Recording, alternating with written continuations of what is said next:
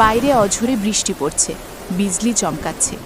দাদি আর দিদি ভাই কুঁড়েঘরের ভেতর হারিকেনের আলোয় বসে আছে। দাদি চিন্তিত মুখে জানলার বাইরে তাকাচ্ছেন। দিদি ভাই, আজকের রাতের আবহাওয়াটা কেমন যেন অচেনা লাগছে। এই মায়াবনে এত বছর আছি, কিন্তু এমন গুমোট ভাব আর বিজলির চমক আগে দেখিনি। চিন্তা করো না দাদিজি, প্রকৃতির এই রূপ তো আমাদের চেনা, আর আমাদের সাথে তো বিধাতার আশীর্বাদ আছেই। এই নাও তোমার আদা চা। হঠাৎ দরজায় সজোরে ধাক্কা পড়ে, কে যেন আর্তনাদ করছে। কেউ আছেন? দয়া করে দরজা খুলুন, আমরা বড্ড বিপদে পড়েছি। দাদি ও দিদি ভাই একে অন্যের দিকে তাকালো। দাদি ইশারায় সম্মতি দিলেন। দিদি ভাই দরজা খুলল।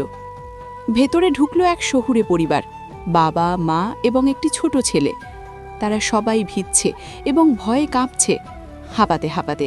ধন্যবাদ মা, আপনারা না থাকলে এই রাতে আমরা শেষ হয়ে যেতাম।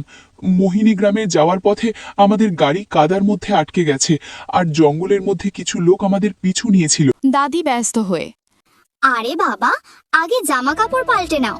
দিদি ভাই, ওদের গামছার গরম কাপড় দে, আর ছেলেটার মাথাটা আগে মুছে দে, শীতে কাঁপছে। পরিবারটি জামাকাপড় পাল্টে আগুনের পাশে বসেছে। দিদিভাই তাদের খাবার বেড়ে দিচ্ছে। মা কৃতজ্ঞতার সাথে, আপনাদের এই উপকার আমরা কোনোদিন ভুলব না। এই ঘন জঙ্গলে আপনারা দুজনে একটা থাকেন কি করে? ভয় করে না? ভয় কিসের? এই বনই তো আমাদের ঘর। এখানে সারা বনে কেবল আমাদের রাজত্ব চলে। তবে হ্যাঁ, সাবধানে তো থাকতেই হয়। এই মায়া বনে একদল ডাকাত আছে, ওরাই এই বনের আসল বিপদ।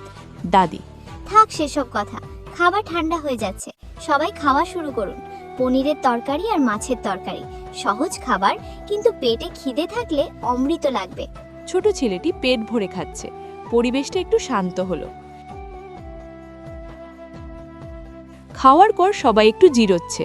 হঠাৎ দাদি ঘরের পেছনের কুয়া আর বড় ঘণ্টার কথা মনে করলেন। বাবা জিজ্ঞাসু হয়ে, মাঝি, ঘরের পেছনে ওই বড় ঘণ্টাটা কিসের জন্য রাখা হয়েছে?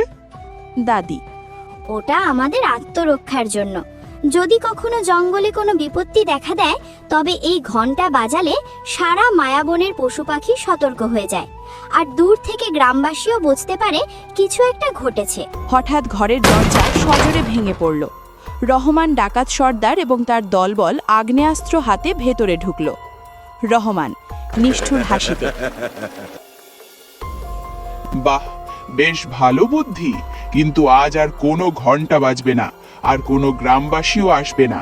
শহুরে পরিবারের দিকে তাকিয়ে, স্যার, শহর থেকে এসেছিস, সাথে করে কি কি এনেছিস বার কর। ওস্তাদজি, এই বুড়ি আর নাতনিকেও বেঁধে ফেলি? না, বুড়ি তো শ্মশানে যাওয়ার বয়স হয়ে গেছে। আর মেয়েটা? দিদি ভাইয়ের দিকে তাকিয়ে, মেয়েটা তো বেশ কাজের মনে হচ্ছে, আমাদের সেবা করবে। ডাকাতরা শহুরে পরিবারকে বেঁধে ফেলল। বাবা প্রতিবাদ করতে গেলে শম্ভু তাকে লাথি মারল। ওরে শয়তানের দল, আমার স্বামী সন্তানকে ছেড়ে দে, আমাদের কাছে যা আছে সব দিয়ে দেব। চুপ থাক, বেশি কথা বললে এক কূপে গলা আলাদা করে দেব। কাল সকাল হলে তোকে শহরে পাঠিয়ে দেব। 10 লক্ষ টাকা নিয়ে আসবি, তবেই তোর পরিবারকে ছাড়বো। দিদি ভাইয়ের বুদ্ধিদীপ্ত চাল। দৃশ্যপট, ঘরে ডাকাতরা পাহারা দিচ্ছে। মশা মাছির জ্বালায় সবাই অতিষ্ঠ। রহমান মশা তাড়াতে তাড়াতে বিরক্ত হচ্ছে। উফ, এই মশা মাছি জ্বালায় তো আর থাকা যাচ্ছে না। এমনিতে বাইরে বৃষ্টি, তার উপরে এই যন্ত্রণা। এই বুড়ি, কিছু একটা কর তাড়াতাড়ি। দাদি সন্তস্বরে, আমি কি করতে পারি?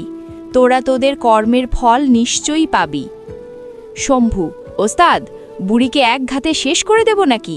না, বুড়িকে মেরে লাভ নেই, নাতনির ওপর নজর রাখ। দিদিভাই রহমানের দিকে তাকিয়ে, আমি একটা ধূপ বানাতে পারি, সেটা বানিয়ে ধোঁয়া দিলেই মশা মাছি সব চলে যাবে, আপনারা শান্তিতে থাকতে পারবেন। বাহ, তাহলে তাই বানা দেখি মেয়ে, কিন্তু কোনো চালাকি নয়। দেখছিস তো একজনের কি হাল হয়েছে। দিদিভাই ঘরের এক কোণে গিয়ে কিছু ভেষজ পাতা, শিকড় আর ধূপ মিশিয়ে একটা থালায় আগুন ধরালো। ধোঁয়া বের হতে শুরু করলো। দিদি ভাই ধোঁয়ার থালাটা নিয়ে ডাকাতদের কাছে এগিয়ে গেল।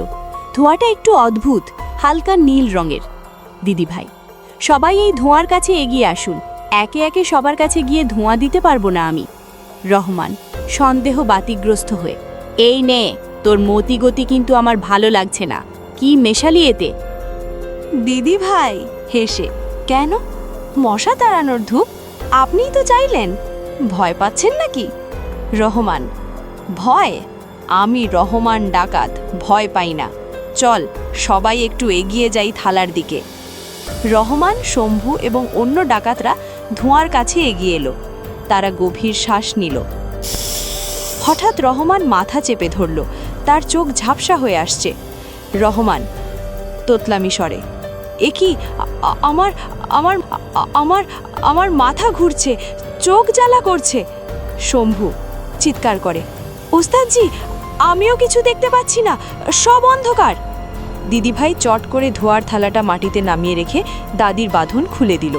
দিদিভাই, দাদিজি, সবার বাঁধন খুলে দাও, ধোয়াটা কাজ করেছে।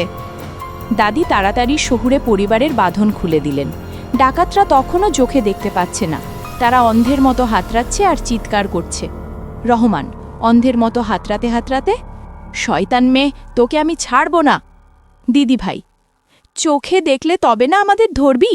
এই মায়াবনের প্রহরী আমরা, আমাদের হাত থেকে তোদের বাঁচানোর কেউ নেই। দিদিভাই দৌড়ে গিয়ে ঘরের পেছনের ঘণ্টাটা সজোরে বাজাতে শুরু করল। ঢং ঢং ঢং শব্দে সারা জঙ্গল কেঁপে উঠল। ঘণ্টার শব্দ শুনে দূর থেকে গ্রামবাসী মশাল হাতে ছুটে আসছে। ডাকাতরা তখনও অন্ধের মতো আর্তনাদ করছে। রহমান ডাকাত সর্দার মাটিতে পড়ে আছে। দাদি রহমানের দিকে তাকিয়ে, বলেছিলাম না, তোরা তোদের কর্মের ফল পাবি। আমাদের ঠাকুমা নাতনির বর্ষার দিনেও গায়ে জোর না থাকলেও মনে বল ঠিকই আছে। গ্রামবাসীরা ডাকাতদের ধরে বেঁধে ফেলল। শহুরে পরিবার দাদি ও দিদিভাইয়ের কাছে কৃতজ্ঞতা প্রকাশ করল। বাবা, আপনারা শুধু আমাদের জীবনই বাঁচাননি, এই পুরো মায়াবনকেও ডাকাত মুক্ত করলেন। আপনাদের এই বুদ্ধির প্রশংসা ভাষায় প্রকাশ করা যাবে না। সাময়িকভাবে হেসে, মায়াবনের রহস্য তো এখনো অনেক বাকি।